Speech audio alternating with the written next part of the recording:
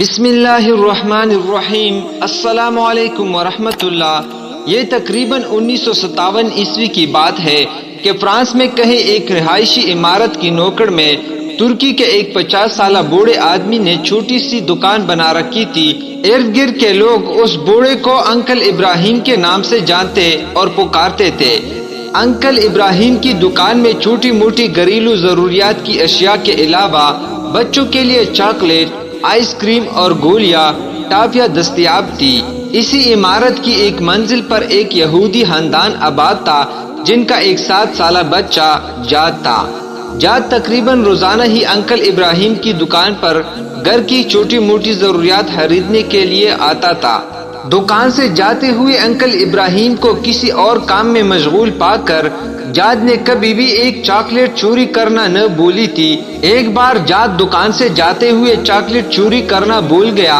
Uncle ابراہیم نے جاد کو پیچھے سے آواز دیتے ہوئے کہا، جاد آج چاکلیٹ نہیں اٹھاؤ گے کیا؟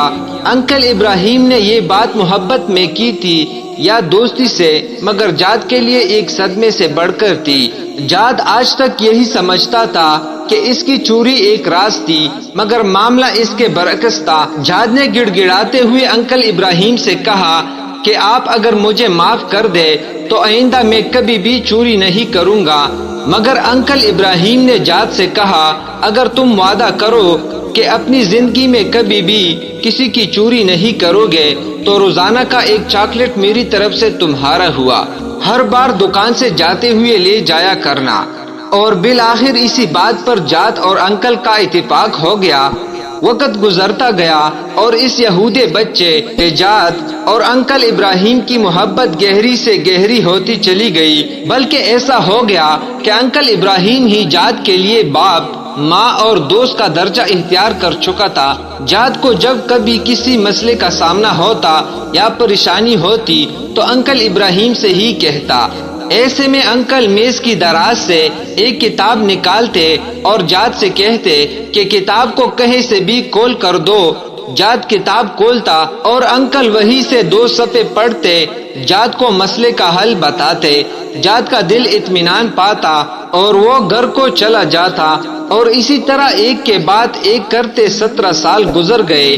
17 سال کے بعد جب جاد 24 سال کا ایک نوجوان بنا تو انکل ابراہیم بھی اس حساب سے 67 سال کے ہو چکے تھے۔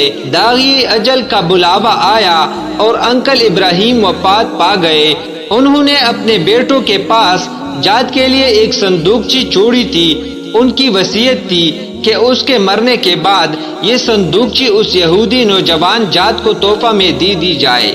جاد کو جب انکل کے بیٹوں نے صندوقچی دی اور اپنے والد کے مرنے کا بتایا تو جاد بہت غمگین ہوا، کیونکہ انکل ہی تو اس کے غمگسار اور مونس تھے۔ جاد نے صندوقچی کھول کر دیکھی تو اندر وہی کتاب تھی جس سے کھول کر وہ انکل کو دیا کرتا تھا۔ جاد انکل کی نشانی گھر میں رکھ کر دوسرے کاموں میں مشغول ہو گیا، مگر ایک دن اس سے کسی پریشانی نے آ گرا۔ آج انکل ہوتے تو وہ اس سے کتاب کھول کر 2 صفحے پڑھتے اور مسئلے کا حل سامنے آ جاتا۔ جاد کے ذہن میں انکل کا خیال آیا اور اس کے آنسو نکل آئے۔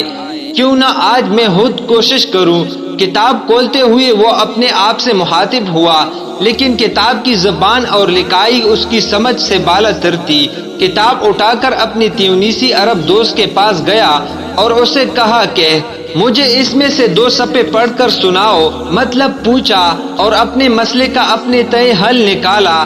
واپس جانے سے پہلے اس نے اپنے دوست سے پوچھا، یہ کیسی کتاب ہے؟ تیونیسی نے کہا، یہ ہم مسلمانوں کی کتاب قرآن ہے۔ جاد نے پوچھا، مسلمان کیسے بنتے ہیں؟ تیونیسی نے کہا، کلمہ شہادت پڑھتے ہیں اور پھر شریعت پر عمل کرتے ہیں۔ جاد نے کہا، تو پھر سن لو، میں کہہ رہا ہوں، اشہد ان لا الہ الا اللہ و اشہد ان محمد رسول اللہ۔ جاد مسلمان ہو گیا اور اپنے لیے جاد اللہ القرآنی کا نام پسند کیا۔ نام کا اختیار اس کی قرآن سے والہانہ محبت کا کھلا ثبوت تھا۔ جاد اللہ نے قرآن کی تعلیم حاصل کی، دین کو سمجھا اور اس کی تبلیغ شروع کی۔ یورپ میں اس کے ہاتھ پر 6000 سے زیادہ لوگوں نے اسلام قبول کیا۔ ایک دن پرانے کاغذات دیکھتے ہوئے جاد اللہ کو انکل ابراہیم کے دیے ہوئے قرآن میں دنیا کا ایک نقشہ نظر آیا، جس میں براعظم افریقہ کے ارد گرد لکیر کھینچی ہوئی تھی اور انکل کے دستخط کیے ہوئے تھے۔ ساتھ میں انکل کے ہاتھ سے ہی یہ آیات کریمہ لکھی ہوئی تھی، اپنے رب کے راستے کی طرف دعوت دو، حکمت اور عمدہ نصیحت کے ساتھ۔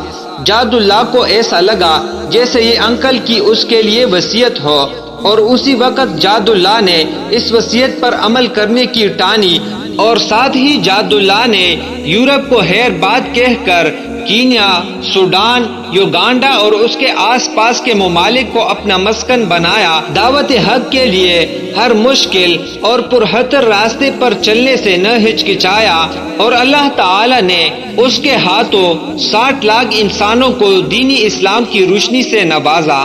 جاد اللہ نے افریقہ کے کٹن ماحول میں اپنی زندگی کے 30 سال گزار دیے۔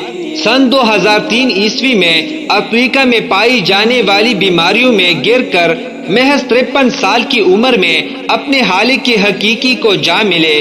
جاد اللہ کی محنت کے ثمرات ان کی وفات کے بعد بھی جاری رہے۔ وفات کے ٹھیک 2 سال بعد ان کی ماں نے 75 سال کی عمر میں اسلام قبول کیا۔ جاد اللہ اکثر یاد کیا کرتے تھے کہ انکل ابراہیم نے اس کے 17 سالوں میں کبھی بھی اس سے غیر مسلم محسوس نہیں ہونے دیا، اور نہ ہی کبھی کہا کہ اسلام قبول کر لو، مگر اس کا رویہ ایسا تھا کہ جاد اسلام قبول کیے بغیر نہ رہ سکا۔ آپ کے سامنے اس واقعے کے بیان کرنے کا فقط اتنا مقصد ہے کہ کیا مجھ سمیت ہم میں سے کسی مسلمان کا اخلاق و عادات و اطوار و کردار انکل ابراہیم جیسا ہے کہ کوئی غیر مسلم جاد ہم سے متاثر ہو کر جاد اللہ القرآنی بن کر میرے مذہب اسلام کی اس عمدہ طریقے سے خدمت کر سکے۔ مزید اس طرح کے ویڈیو سننے کے لیے میرے اسلامی و اصلاحی چینل کو سبسکرائب کریں۔ جزاک اللہ۔